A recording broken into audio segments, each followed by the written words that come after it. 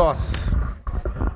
Senhor presidente, nobres colegas, eu tive a oportunidade de ser o coordenador do orçamento comunitário no tempo que a Dilma era presidente da República e o prefeito municipal Alceu Barbosa Velho.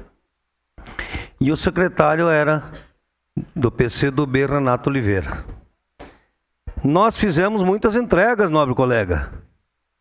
Muitas entregas no Campos da Serra, e inclusive ficou pronto o Rota Nova, que era para ser 420, e o nobre colega teve que correr a Brasília, porque teve a oportunidade de mais 20 apartamentos. Eu quero dizer que Casa Verde Amarela, Casa Arco-Íris, de 2018 a 2022, não veio um apartamento para Caxias. Não veio uma moradia. Então, se nós estamos aqui aprovando o projeto, que tem que ter projeto para se buscar recursos, é porque o governo federal está com outro olhar. É outro olhar. E porque nós tivemos um secretário de habitação que ele tirou a bunda da cadeira. Porque fazem quantos anos que nós não temos uma construção? Desde 2016.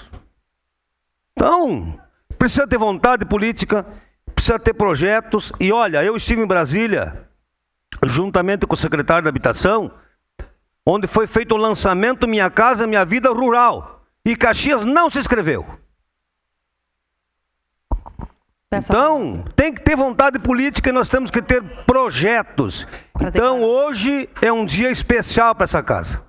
Principalmente porque nós temos o PSB, um secretário que em um ano,